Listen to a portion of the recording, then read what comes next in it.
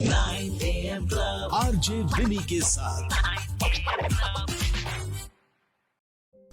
94.3 माई FM से मैं हूँ विनी आपके साथ। सोमवार की सुबह लेकर आ गए हैं हम 9 AM क्लब। 9 AM क्लब जहाँ पर हमारे आसपास जो मुद्दे हैं उन पर चर्चाएं होती हैं। फिलहाल हम सबको चिंता सताने लगी है कोविड 4th वेव की। लगातार सुन रहे हैं कि कोविड के आंकड़े बढ़ रहे हैं। ऐसे में जितने भी सवाल आपके मन में उठ रहे हैं उनका जवाब देने के लिए आज के हमारे अतिथि हमारे साथ हैं डॉक्टर अमित मालाकार, जो कि कोविड नोडल ऑफिसर हैं और डीएसओ इंदौर के। सर, बहुत बहुत स्वागत है आपका 9 AM क्लब में। Thank you Vinay, thank you, नमस्कार सभी को। कोविड की फर्स्ट वेव और सेकेंड वेव के दौरान मेरे जैसे अनेकों लोग होंगे शहर के जो बताते हैं कि डॉक्टर मालाकार ने उनकी बहुत मदद की, जैसे संभव हुआ वैसे मदद की। और जो भी गलत चीज़ें चल रही थी हमारे आसपास कोविड के समय, चाहे दवाइयों इंजेक्शंस की कालाबाजारी हो या लोगों को सही जगह पर अस्पताल और बिस्तर प्रोवाइड कराना हो, इस सब में डॉक्टर अमित मालाकार ने सबकी बहुत मदद की। तो सर, सब लोगों की तरफ से आपको बहुत धन्यवाद। थैंक यू विनय। वो टाइम एक ऐसा टाइम था जो सबके लिए बहुत क्रूशियल टाइम था और हम सब ने मिलकर के बहुत अच्छे से इसको गुजारा और सब ने एक दूसरे का साथ दिया और यही एक बहुत बड़ी उपलब्धि रही इस कोविड टाइम की। बिल्कुल बिल्कुल बिल्कुल सही कह रहे हैं आप। इंदौर शहर साथ मिलकर ही इससे बाहर निकला है। सर, अब जो सवाल सबके मन में उठ रहे हैं, that is about Covid 4th wave. आपको क्या लग रहा है, कितनी घातक हो सकती है? क्या वाकई कोई 4th वेव है या सिर्फ बातें हैं? क्या है ये सब कुछ? देखिए, मेरे हिसाब से इंदौर के लिए मैं बोलना चाहूँगा कि इंदौर ने इन सब परिस्थितियों को मनी सिंह सर के नेतृत्व में काफ़ी आगे हम निकल चुके हैं। और निश्चित तौर पर मैं कहना चाहूँगा कि इंदौर में जो वैक्सीनेशन ड्राइव हुआ है, उस वैक्सीनेशन के कारण हमने हमारा जो टारगेट था उससे ज़्यादा टारगेट अचीव किया। और सबसे बड़ी बात यह है कि ये जो वैक्सीनेशन ड्राइव हुआ है वो इतना बढ़िया ड्राइव रहा है कि इंदौर को थर्ड वेव ने भी बहुत ज़्यादा इम्पैक्ट नहीं रहा। तो मैं निश्चित तौर पर ये बोल सकता हूँ कि 4th वेव यदि आती भी है तो इंदौर के लोग काफ़ी सुरक्षित रहेंगे, क्योंकि बहुत अच्छे से हमारा वैक्सीनेशन हो चुका है और यहाँ कहीं कोई समस्या नहीं आने वाली। जैसे आप बोल रहे हैं सर, टारगेट से ज़्यादा वैक्सीनेशन। टारगेट तो था कि 100% पॉपुलेशन को लगाया जाए, तो उससे ज़्यादा कैसे हो सकता है? देखिए, इंदौर में माइग्रेटरी पॉपुलेशन का बहुत बड़ा एक मूवमेंट रहता है हमेशा। तो जो हमारा 100% यदि हमने टारगेट रखा है इंदौर के पॉपुलेशन को लेकर के, लेकिन इंदौर में बहुत सारे जो पास के जो डिस्ट्रिक्ट्स हैं वहाँ के भी लोग आवाजाही करते हैं और वहाँ के लोग भी मेडिकल ट्रीटमेंट्स के लिए यहाँ इंदौर में आते हैं। तो हमने करीब 111% हमारा वैक्सीनेशन फर्स्ट डोज में हो चुका था और 105% हमारा सेकंड डोज में हमने अचीव कर लिया। तो इंदौर वाले जो हैं, इंदौर ने जो एक मुकाम हासिल किया है स्वच्छता के क्षेत्र में, वैसा ही मुकाम मनीष सिंह सर के नेतृत्व में हमने इसमें भी प्राप्त किया है। क्या बात है सर, हर बात पर गर्व होता है हमें कि हम इंदौर के हैं।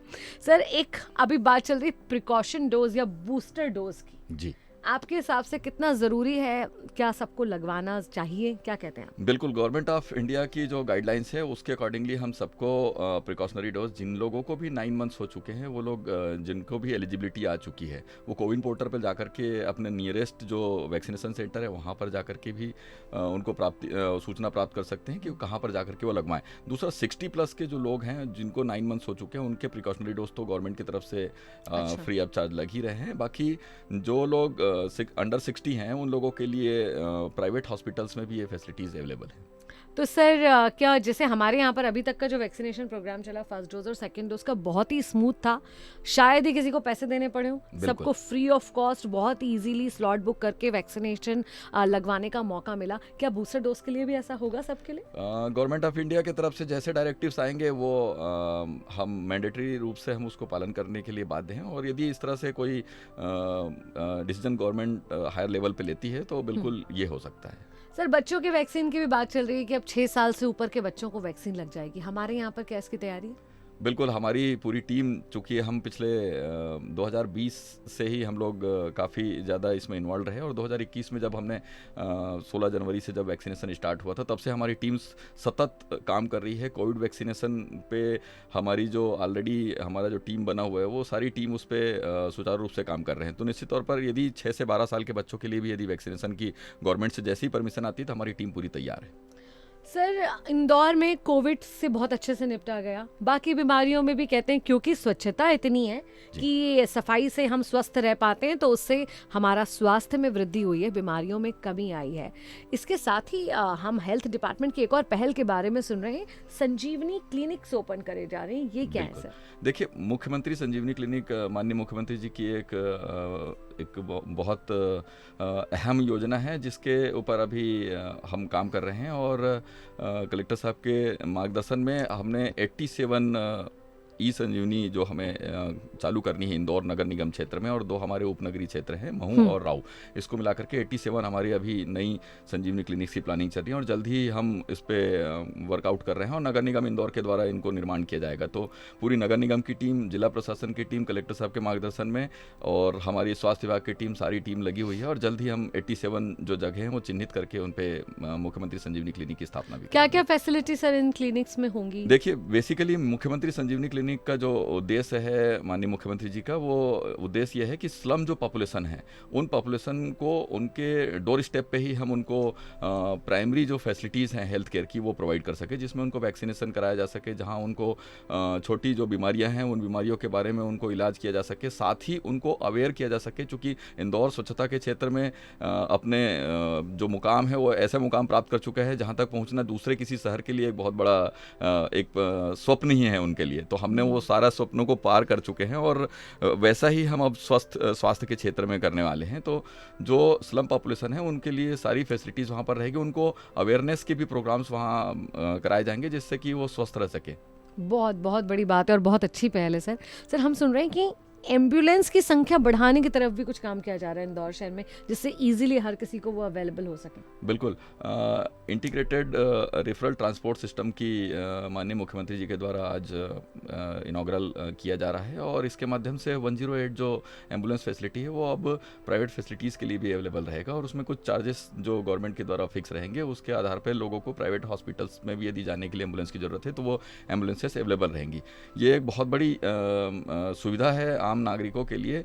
जनरली पहले 108 के माध्यम से हम गवर्नमेंट हॉस्पिटल्स को ही कैटल करते थे, लेकिन यदि अब मरीज की इच्छा है तो वो प्राइवेट हॉस्पिटल भी कुछ नॉमिनल शुल्क दे करके वहां तक जा सकते हैं। तो मतलब कोई भी जिस तरह से हम कैब बुलाते हैं वैसे हम एग्जैक्टली हम ये बोल सकते हैं, लेकिन ये बहुत बढ़िया योजना है जिसको माननीय मुख्यमंत्री जी द्वारा आज स्टार्ट किया जा रहा है। क्या बात है। तो ऐसा लग रहा है कि अब हेल्थ के लिए, स्वास्थ्य का भी, मेडिकल का भी हब बनता जा रहा है इंदौर। और कौन सी ऐसी चीज़ है सर, अभी भी लोगों के मन में एक हेजिटेशन होता है सरकारी अस्पताल जाने में, या शायद छोटे बच्चों के वैक्सीनेशन की बात करें तो सरकारी अस्पताल या आंगनबाड़ी में जाकर वैक्सीनेशन कराने में डेफिनेटली मैं देख रही हूँ, मैं समझती हूँ कि इन सब चीज़ों में बदलाव आया है। पहले की अपेक्षा अब ये सेंटर्स साफ और सुविधाजनक होते हैं।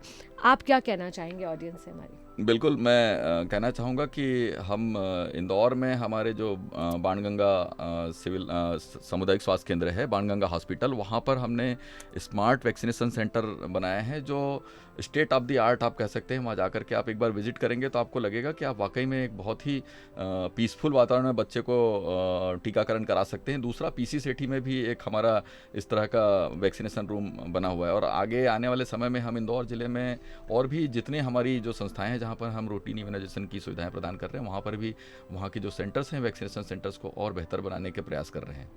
और किस तरह से सरकारी स्वास्थ्य सुविधाओं का लाभ सब लोग ले सकते हैं, जिसके बारे में लोगों को शायद जानकारी ही नहीं है, आप क्या बताना? अभी इंदौर सिटी में करीब हमारी 40 के आसपास फैसिलिटीज़ हैं जो अर्बन प्राइमरी हेल्थ सेंटर्स के रूप में काम कर रही हैं, और वहाँ हम काफ़ी अच्छी फैसिलिटीज़ हमारे विशेषज्ञ डॉक्टरों के द्वारा प्रदान कर रहे हैं। अभी आपको जानकर और प्रसन्नता होगी कि इंदौर शहर में, इंदौर ज़िले में कलेक्टर साहब के निर्देशन में, मार्गदर्शन में, उनके बताए अनुसार चलने पे हमने स्वच्छता का एक इनिशिएटिव, हमारे कायाकल्प इनिशिएटिव होता है, जो हमारे गवर्नमेंट हॉस्पिटल्स के इंफ्रास्ट्रक्चर और वहाँ मिलने वाली सुविधाओं को लेकर के रैंकिंग होती है।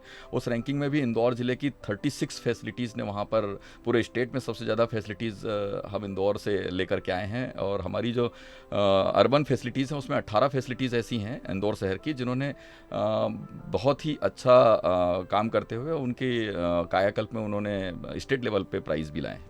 Thank you so much sir, बहुत अच्छा लग रहा है ये देखकर कि स्वास्थ्य की दिशा में इंदौर इतना आगे बढ़ रहा है। आपका क्या मैसेज है हमारे सब देखने सुनने वालों के लिए? देखिए, जिस तरह से इंदौर ने स्वच्छता के क्षेत्र में अपना परचम गाड़ा है, बिल्कुल वैसी ही आप लोगों के सहयोग से हम अपेक्षा करते हैं कि हम स्वास्थ्य के क्षेत्र में भी वैसा ही परचम पूरे देश और प्रदेश को एक संदेश देने में कामयाब रहेंगे।